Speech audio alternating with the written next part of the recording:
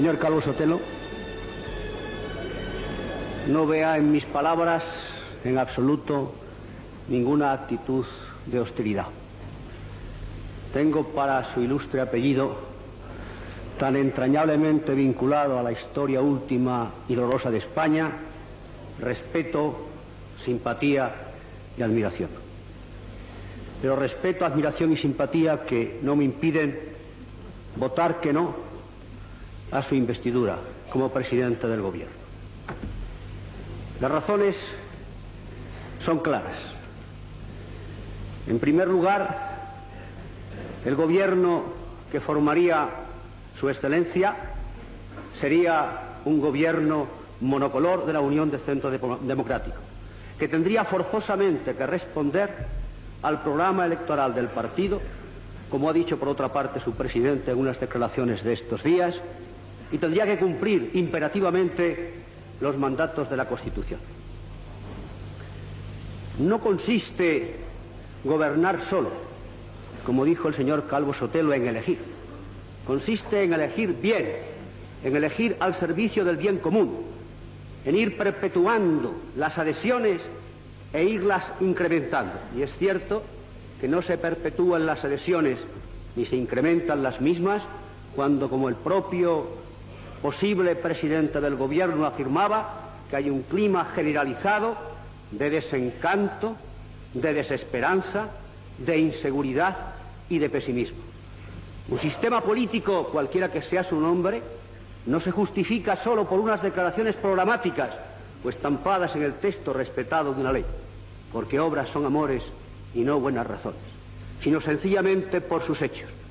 Y el bien común al que debe servir un gobierno, y este será un gobierno de UCD, que no puede manejar las palabras continuación, continuidad y continuismo, porque una de las tres cosas, y las tres son exactamente la misma, es evidente que no respeta ni ha garantizado, al menos en estos años, los ingredientes sustantivos del bien común, que son el derecho a la vida, el derecho al honor, el derecho a la propiedad privada, que es la garantía de la auténtica libertad, e incluso el derecho al trabajo. El derecho a la vida, porque parece que el derecho único que existe es el derecho a matar. El derecho al honor, porque se difama diariamente.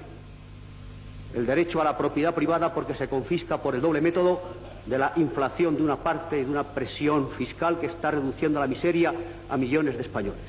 El derecho al trabajo, porque todos hemos denunciado aquí y reconocemos que aumentan en proporciones gigantescas las tasas de desempleo.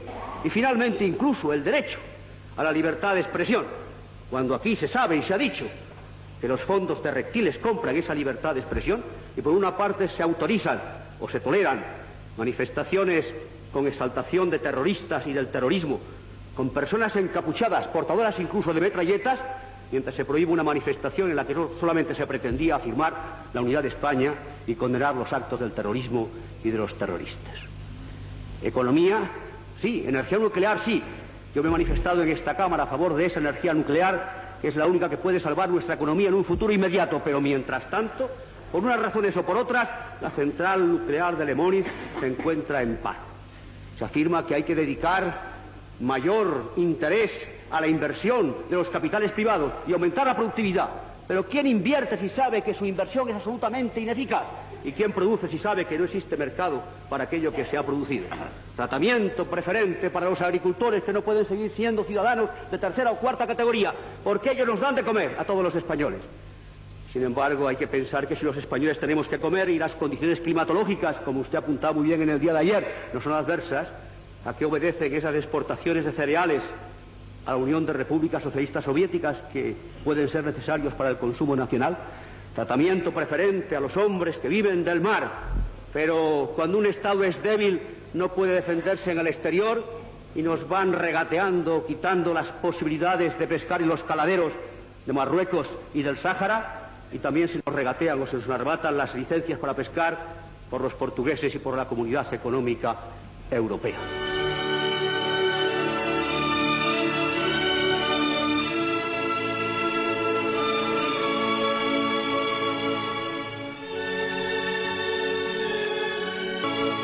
Se ha hablado de las autonomías y, señor Calvo Sotelo, usted creo que parte de un error lógico, porque usted es un defensor del texto constitucional.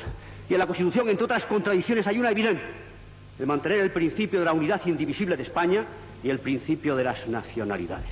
Y como la posibilidad de equilibrar nación con nacionalidades no existe, resulta que en este momento los poderes públicos de los entes autonómicos, en muchos casos y circunstancias, no hacen la exaltación de una nacionalidad dentro de esa nación única e indivisible, sino, como se ha dicho, de la propia personalidad nacional de lo que entendíamos que era tan solo una región española. Cuando los poderes públicos son poderes del Estado en las comunidades autónomas, todavía la tesis es admisible, pero cuando esos poderes públicos en la comunidad autónoma se ponen al servicio de un ente nacional para construir su propio Estado, estamos, como estaba apuntando muy bien ayer el señor Calvo Sotelo, ante la autodestrucción del Estado nacional. El Estado nacional se convierte en un almacén de retales. Y porque esta posibilidad de equilibrio entre la unidad de la nación y las nacionalidades no es ni filosóficamente ni prácticamente posible, es por lo que tenemos un bache fundamental mientras el texto constitucional se mantenga firme. Y por último, el tema de la inseguridad ciudadana. Dijo ayer el señor Calvo Sotelo, y está escrito en el discurso, algo para mí moralmente muy grave.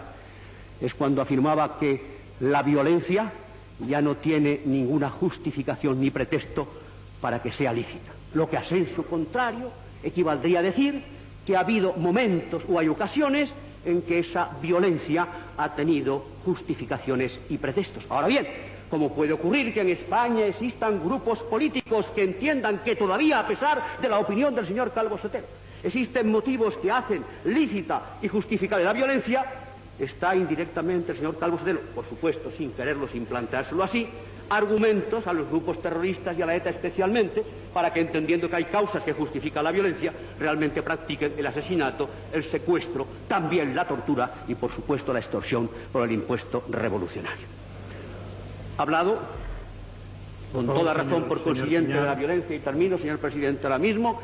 Mientras esta violencia exista, mientras la inseguridad ciudadana exista, hay que seguir proclamando no solo que hay que condenar la violencia, proceda de donde proceda, sino que la violencia no puede constituir jamás un instrumento para el quehacer político.